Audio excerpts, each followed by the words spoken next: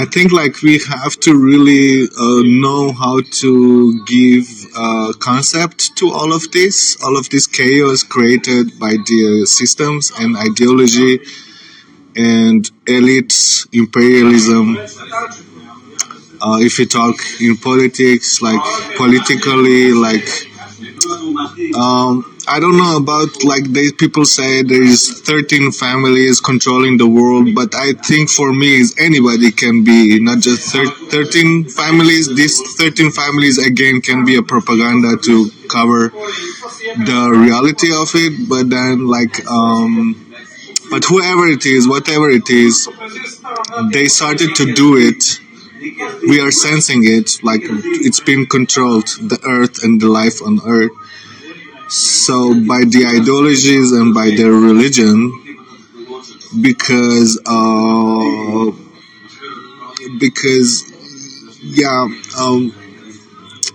like we're gonna ask now why we go anti-religion because yes, you can live by it, but this is not the whole life. This is not who we are and what we should believe.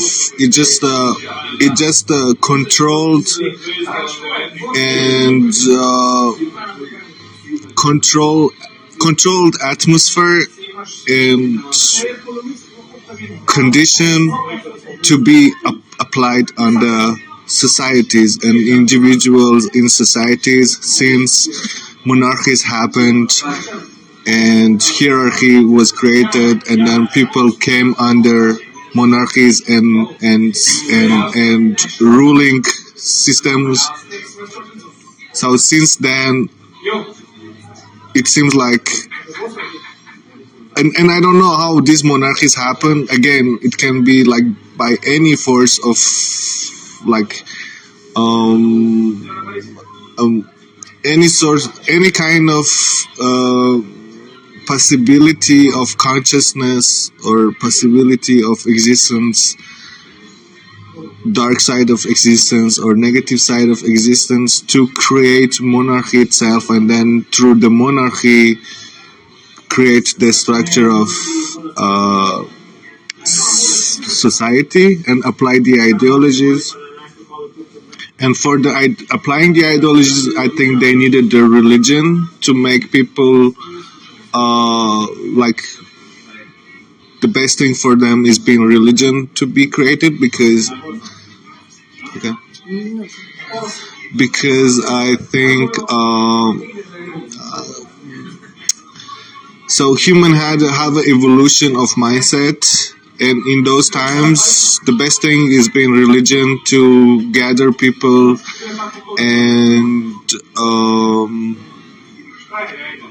but then the forces of existence and I don't know, elites, aliens in any period of time of history of existence could in a specific way try to make people even over their sleep, in their sleep, while they're eating, while they're walking, while to distract people. And then now the distracted people need some kind of guidance, and then the guidance became the religion. And the religion is itself is not a guidance, is a dragging metaphor to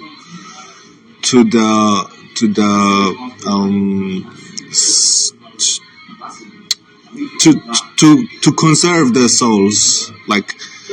And in these days, like me personally, I try to be atheist to really break all this down and realize all this what happened before religion and how religion was created, and then what does religion since it's brought up and applied.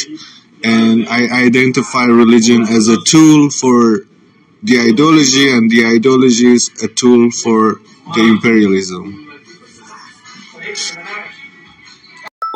So, it kind of seemed like you were alluding to the Anunnaki, that you said that they had to create religion to make people more, more agreeable to being ruled and such. I've had this thought, or maybe Anunnaki is not correct, but I certainly feel that Abrahamic religion comes from aliens, because it seems like across history, a lot of, especially like really old cultures, pagan cultures, will have the same theme of like Earth Mother, Sky Father, or something like that. Okay, not exactly the same, but I don't want to call it primitive exactly, but there's a very similar formula that's not so complex as some newer religions. And of course, Hinduism, for example, is very old. But then again, maybe if you go to when it's very, very old, maybe it's a little simpler. I don't know. The Vedas are some of the oldest texts we have, and they're pretty complicated. They allude to a very complicated cosmology. But like here in Slovenia, you have Triglav. He's the god of the mountain by his name, and he's the god of Slovenia. But the Earth Mother is also worshipped, Nikromana. And there's some other gods too, but it's a lot simpler than a lot of other religions. But then like Norse mythology, I think if you go older, I don't know if even Thor or Balder, people like that were worshipped. It was mostly just Odin. Odin was mainly worshipped, and he's like the Sky Father. Yahweh was also Sky Father.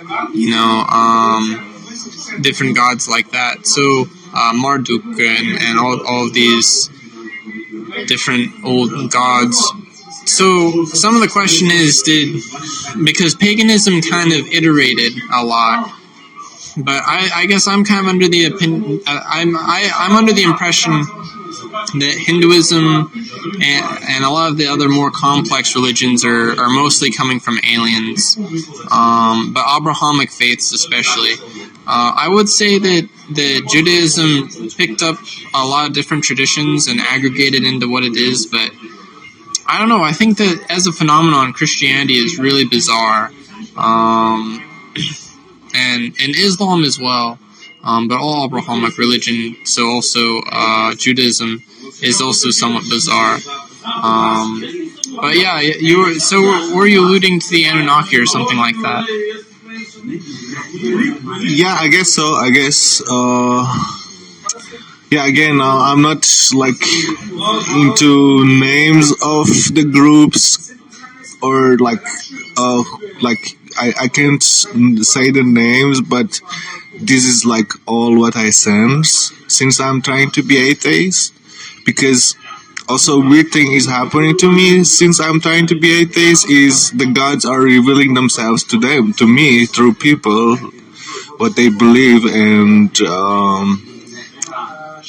so being atheist is not just being atheist and ignoring gods and not realizing any of gods or anything. It's just like you realize more that what people believe and where they are into their fantasy and beliefs. And also it can be dangerous for me because then I can be opposite side of gods, which is demons. I mean,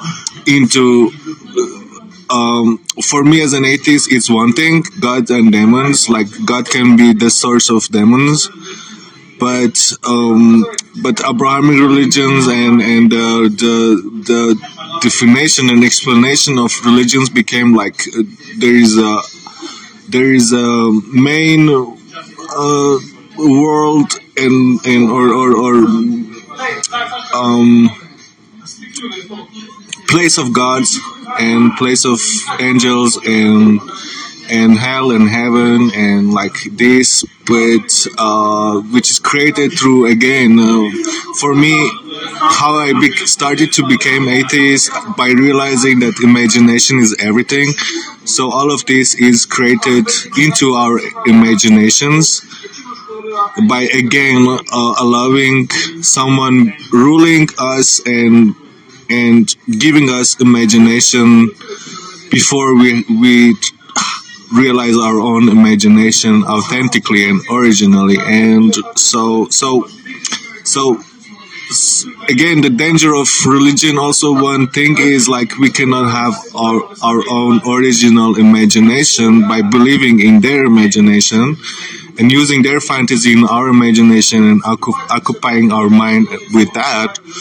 So and then becoming bipolar and chaotic, because then authentic self says something and then twisted self, which is the one that the aspect of us to believe in religion and become twisted in life on earth. And I think the whole negative and chaotic side, negative, chaotic, humanity is true that humanity is itself chaotic, which can be beautiful chaotic, and then we have chaotic through narratives of the ideologies. Then that's a dangerous chaos, and that's because I think a human, one individual, even not like all of us, but one is the life itself, and then we have to define what is life. Life can uh, life is not just on Earth, but through our existence, and so it's infinitive and it's huge and it's uh, and then life being uh, ruled, being misguided, as they say, guided, because now they come to religions are like coming and to guide us through our own as they say, like, as they wrongly and falsely tell us that we are that human is dangerous, humans are dangerous, and it should be guided by the religion, by the gods. That is no longer dangerous, but what is dangerous now is the religion itself, to distract the whole existence of one person or the whole society, and which became the whole society, which is more dangerous. But then, like, and also you mentioned Hinduism and all this, and like for me, again, as an atheist, I'm against all of it, all of sorts of religion, because if I want to approve one, I have to approve all of them, and like, because it doesn't, like, it's about having God and creature. It's not about which God in which religion. So and I think, like, they just introduce different religions because one religion cannot be applied for the whole population, and like because then then because then it's more faster and quicker, like real noticeable for the human to understand how misguided they are through one God, through one religion, and fighting it more easily than few religion and few beliefs. So like it is few religion, but it works in same way, and they're like, yeah, ideologically. And then you mentioned aliens. I don't know if we can make aliens so negative that they came to distract us by the religion, but I guess probably they were just trying to guide us, but then the human themselves, just because somehow hierarchy was made already, or was pre-made, like was about to be made, and then somehow they abuse this guidance by aliens, because aliens for me can be really positive things than negative things. um, So the human can just like, because the structure of power was being made, and then they just used it as God, like, and like conversation with aliens became conversation with God, and like like, and Yeah, That's really interesting because I'm pretty sure a lot of what we consider to be gods, I kind of talk about it religiously and like using religious terms because I think it's a little slightly more digestible than I talk to aliens. I think I don't know. I think I try and kind of make the connection of like aliens and angels are sort of the same thing, and so yeah, I really like that point. That's sort of a big point that I have as well. Of like, I think I told my wife this that religion is sort of a immature function of spirituality. I think that it's not such a new notion in that sense, but Bashar talks about this even how religions that are more Zen are a little bit more positive, and just don't really demand you believe anything in particular or think anything in particular. So also there's something else you mentioned.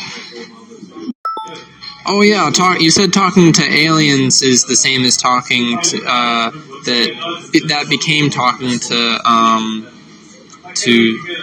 gods. If the stuff about Atlantis is correct, I don't know how much you know about Atlantis, but I've been learning more about it recently. Before, I wasn't sure if I really took Atlantis seriously. Like, I figured Atlantis probably happened. Maybe I was like 50-50. Now I'm starting to mount suspicion that it did happen and that Plato was talking about something literal that happened, but I haven't read that much of what Plato wrote. So, because I read one time that it was more of like a philosophical thing of like the perfect society, the utopia. Now I'm kind of just reading Plato's work, I don't get that sense. I don't get the sense it's philosophical in the sense that we would think of like, sitting around puffing cigarettes, thinking of, farting around, thinking about what would be better, kind of thing.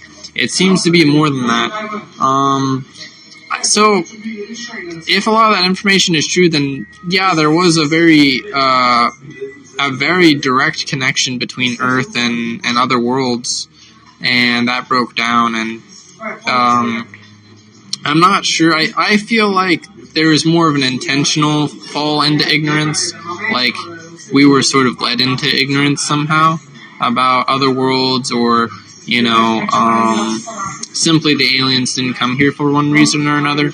The official story I've seen from like some of the people that believe in this sort of thing, which I guess I'm one of them now, is that basically the humans in Atlantis and a few other super advanced societies kind of were easily tempted to do wrong by the larger community of worlds, and just kind of I read somewhere that it had something to do with weapons and all kinds of wars and stuff, and then Atlantis was sank to the bottom of the ocean to stop all of that. I don't know everything about this topic. I guess I would have to read into it more, talk to someone who I do seem to have some memories of Atlantis, though. Like, I have some past life memories. So I think it has a lot to do with that sort of thing. Now, what kind of bothers me is that, like, Atlantis was advanced, Greece was probably advanced, Egypt was advanced, Zheng was advanced. There's these, like, pockets of advanced civilization. Plato, it's interesting because I read about this in Critias and Timaeus. Yeah, sorry, in Critias and Timaeus. Or maybe it's Timaeus and Critias, I don't remember. Yeah, in Timaeus and Critias, Plato writes that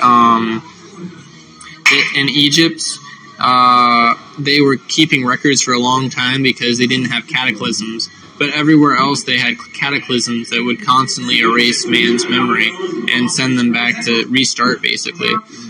And go back to, square one.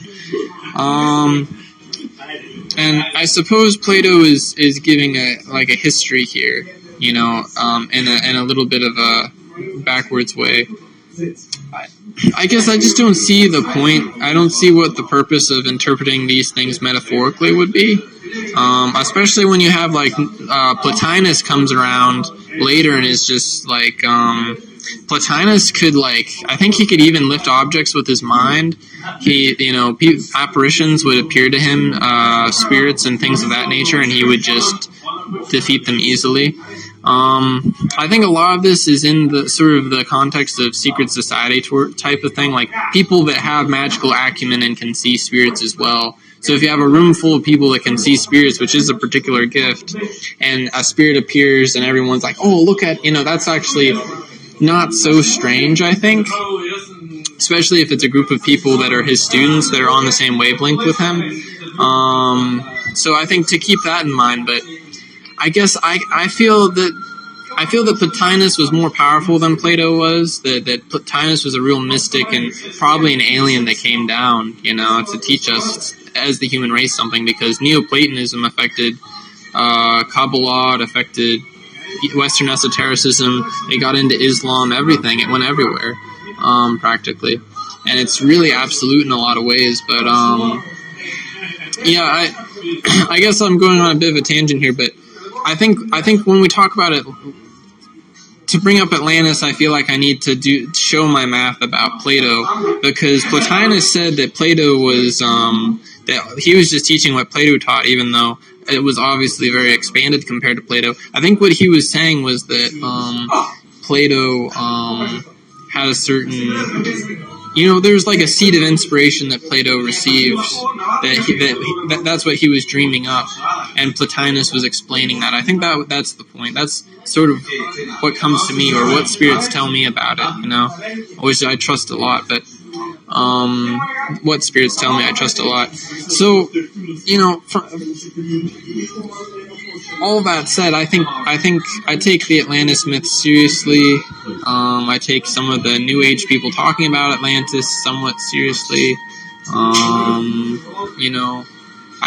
think there's a lot of nonsense mixed in, but I think it was a thing that happened. I think even if we look at the Hindu texts, there's just a lot of evidence that we used to have technology we don't have anymore, that the human race was much farther along than it even is now, probably. I guess maybe not like textual evidence, I'll say, like not evidence in the sense, like we have a few things that are cool, like for example, Ravana's airport still exists, but it's just a really flat bit of land. It's interesting, there's things like that, but anyways.